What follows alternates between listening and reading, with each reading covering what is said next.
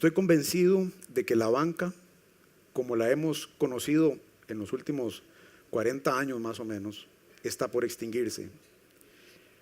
Las innovaciones tecnológicas están cambiando de manera dramática la forma en que se gestionan los clientes y en que se gestionan los riesgos. Y esa es la esencia misma del negocio bancario.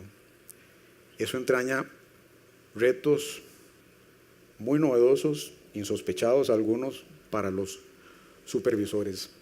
Pero lo cierto es que la era digital y los desarrollos basados en la inteligencia artificial obligan a las entidades a adaptarse a estas nuevas circunstancias o de lo contrario posiblemente a desaparecer en el mediano plazo. De inteligencia artificial se viene hablando desde la década de los 50.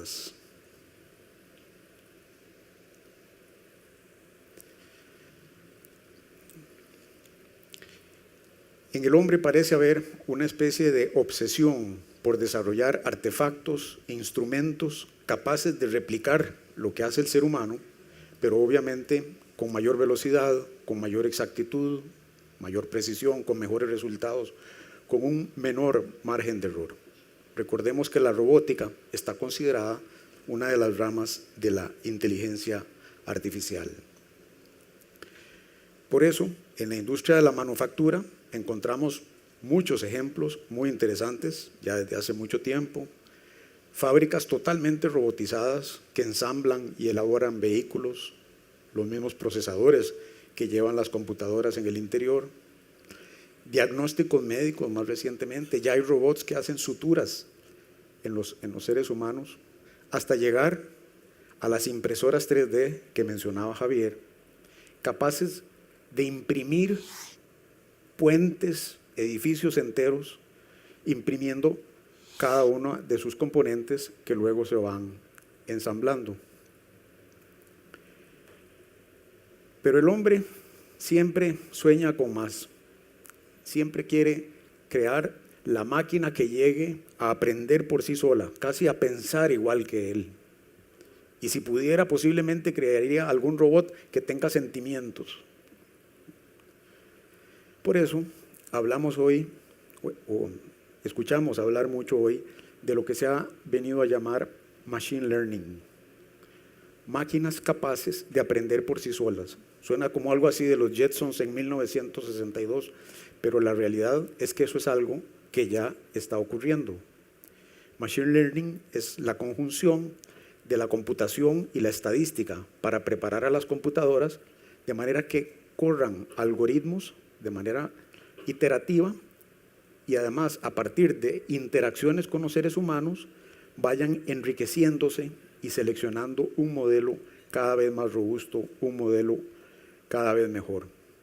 Ustedes seguramente recuerdan hace algunos años cuando llamábamos a alguna empresa y nos atendía una contestadora automática con una respuesta totalmente plana. Si usted quiere X, marque 0. Si usted quiere Y, marque 1. Si usted quiere Z, marque 2. Hoy en día podemos casi dialogar con las máquinas que nos atienden en los call centers de muchas empresas. Nos hacen preguntas, diga su nombre. Bueno, el reconocimiento del habla, el reconocimiento lingüístico está considerado también uno de los grandes hitos de la inteligencia artificial. Y se ha llegado al punto en que esos algoritmos son capaces de determinar si el cliente ya se está incomodando, está perdiendo la paciencia, ya no quiere seguir hablando con el robot, en cuyo caso lo que hace la máquina es que transfiere la llamada a un operador humano para que termine la relación con el cliente de manera que la experiencia no sea tan difícil. La banca, entonces, es un campo tremendamente fértil para el desarrollo de aplicaciones basadas en inteligencia artificial, por lo que decía Rebeca, si alguien tiene información, es un banco, o alguien puede llegar a tener información, es un banco. Piensen en el emisor de la tarjeta de crédito o de la tarjeta de débito con la que ustedes cuentan. El emisor de esa tarjeta prácticamente vive en el bolsillo de su pantalón, dentro de su billetera.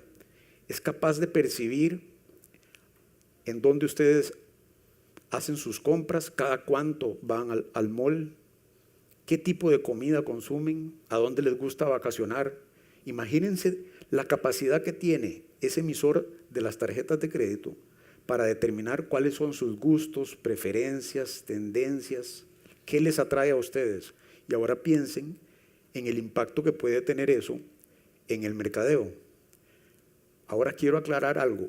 Esto tiene un impacto enorme en el mercadeo de las entidades, pero también en la gestión de riesgos. Hace unos años, cuando uno compraba por internet algún producto, simplemente aparecía el carrito, se metía el producto en el carrito y uno lo compraba, y no pasaba mucho más que eso. Ahora la situación ha cambiado. Cuando compran ustedes en internet algún producto, de inmediato empiezan a recibir un mensaje: mire, las personas que compraron ese producto también compraron esto y también compraron esto otro. O en lugar de ese producto, ¿por qué no compara estos otros? Lo que hay detrás de esto es un algoritmo que está comparándolos a ustedes, estudiando sus hábitos de consumo, sus inclinaciones, sus gustos, con los de otras personas que para el algoritmo son similares a ustedes. Y entonces aprovecha esa información para tratar de incrementar las ventas. Bueno, ¿y qué hay de las redes sociales? ¿Es posible predecir patrones de comportamiento a partir del estudio de las redes sociales? La respuesta es afirmativa. Ya hay algoritmos capaces de analizar lo que se llama información no estructurada, que es la información que se puede extraer de las redes sociales.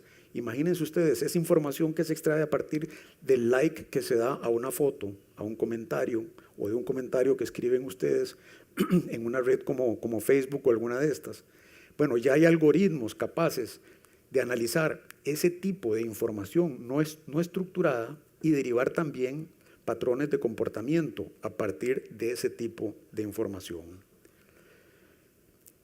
Todo este tema de los grandes volúmenes de datos que está causando esta enorme disrupción, típicamente se denomina Big Data, y ya ha sido mencionado por algunos de los expositores previos. Y justamente lo que se persigue es hacer minería sobre toda esa Big Data, analizando información estructurada y no estructurada para predecir el comportamiento futuro de la gente.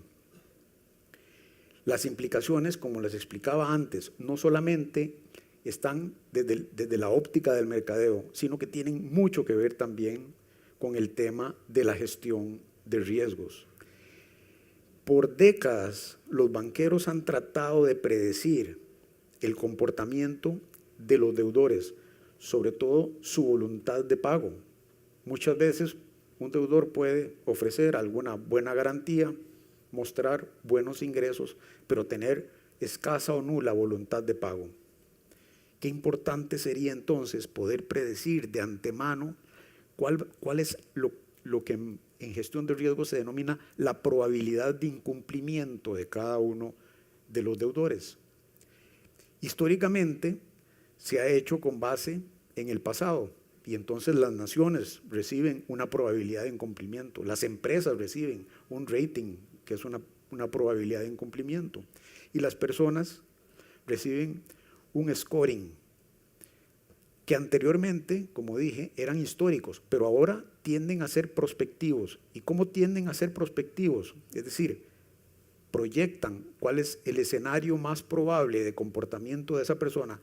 Bueno, porque comparan una gran cantidad de variables que caracterizan a ese individuo, lo comparan con otros individuos que el algoritmo determina que son similares, y entonces dicen, este individuo se me parece a este que ha pagado bien, y por lo tanto su probabilidad de incumplimiento es muy baja. Eso tiene un valor enorme. Cuando empecé a trabajar en desarrollos de estos algoritmos, de estos scorings, vivimos algunas experiencias muy interesantes. Recuerdo bien que la primera vez que en el Banco Nacional, en el cual estuve los últimos 13 años, desarrollamos el primer scoring que pretendía ser predictivo de cuál iba a ser la probabilidad de incumplimiento. Obviamente hubo algo de resistencia al cambio. Sobre todo saltaron dos gallos. Nosotros tenemos 20 años de experiencia concediendo créditos. Ningún sistema que usted ponga ahí va a superar el feeling, la experiencia, el olfato que hemos desarrollado nosotros a lo largo de 20 años. Así que cuando el scoring diga rechazado, si a mí me parece, yo apruebo el crédito. Lo que decidimos fue hacer un trato. Vean, durante un año yo voy a controlar la cartera aprobada por ustedes con scoring rechazado. Si al final del año la morosidad de la cartera que usted aprobó con scoring rechazado es relativamente alta, entonces usted abandona su olfato y le hace caso al scoring. Un año después, la mora de esa cartera aprobada por ellos con scoring rechazado era 4 veces la morosidad de la cartera de consumo de la oficina. Se acabó la discusión. Realmente pueden extraerse instrumentos muy valiosos a partir de la aplicación de este tipo de instrumentos. No fueron pocos los retos que tuvimos para empezar a trabajar en este tipo de modelado que tiene mucho de aplicación de inteligencia artificial sobre la Big Data. La primera, obviamente, convencer al gerente general de la época de hacer una gran inversión en supercomputadores, que era lo que necesitábamos para procesar todo ese volumen de información que un banco de ese tamaño, relativamente grande en Costa Rica, puede tener. Pero el reto más difícil, sin la menor duda, fue encontrar a la gente. La Universidad de Costa Rica graduaba en esa época 3 matemáticos por año.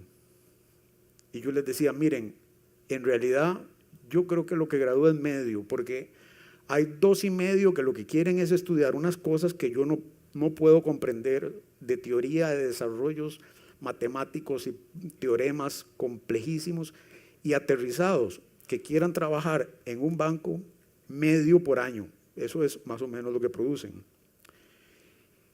Y si todavía le pedimos al matemático que sepa algo de programación, que se ha convertido en una necesidad para tener verdaderos científicos de datos, les cuento que la cosa se pone todavía mucho más complicada. A mí me parece paradójico que un país que atrae la cantidad de inversión extranjera directa que atrae Costa Rica, porque prepara muy buenos ingenieros, muy buenos técnicos, prepare tan poquitos matemáticos, prepare muy pocos econometristas y que además no les dé esa formación integral adicionando técnicas de estadística y técnicas de programación. Ese fue el reto más grande que tuvimos. Pero además la cosa se complica cuando ya están totalmente preparados y listos, porque traten de retenerlos. La competencia de inmediato empieza a tratar de llevárselos. Si no es que renuncian y ponen su propia empresa de venta de modelos a los otros bancos, que también viví esa experiencia.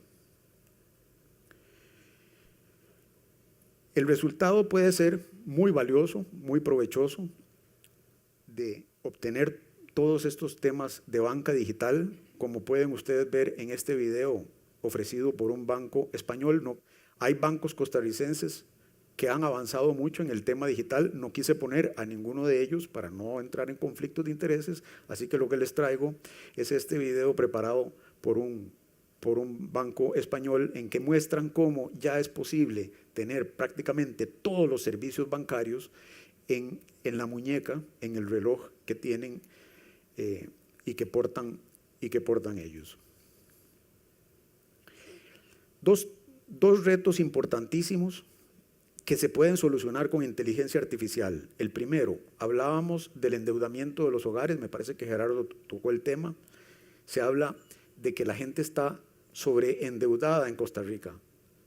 Bueno, ¿qué tal si tuviéramos un asistente de inteligencia artificial capaz de decirle a la persona, mire, ya sus ingresos están siendo superados por sus gastos, ya no está aportando lo suficiente a su fondo de pensión, ya no está aportando lo suficiente a su fondo de inversiones, usted debería de tomar medidas.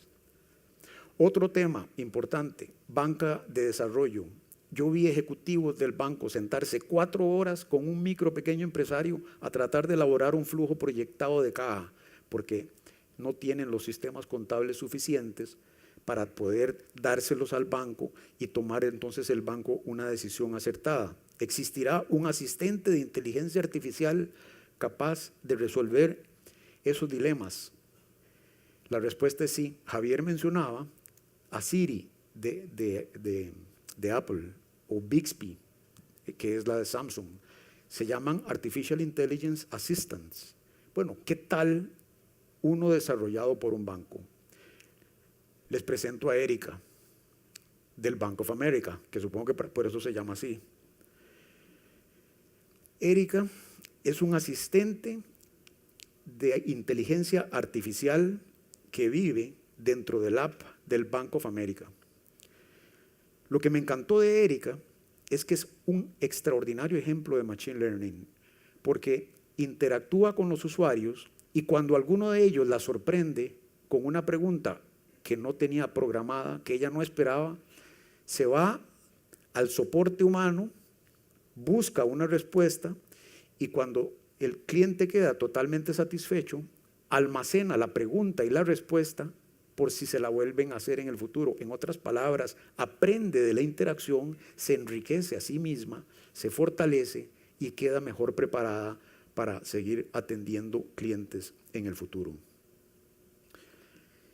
Como supervisor les puedo decir, lo primero que descubrí ahora que regresé a la superintendencia es que Colombia es miembro del grupo supervisor regional, lo cual me dio la idea de preguntarles qué estaban haciendo ellos en el tema de supervisión de las fintech, sobre lo cual realmente no tengo idea, no tenía idea todavía.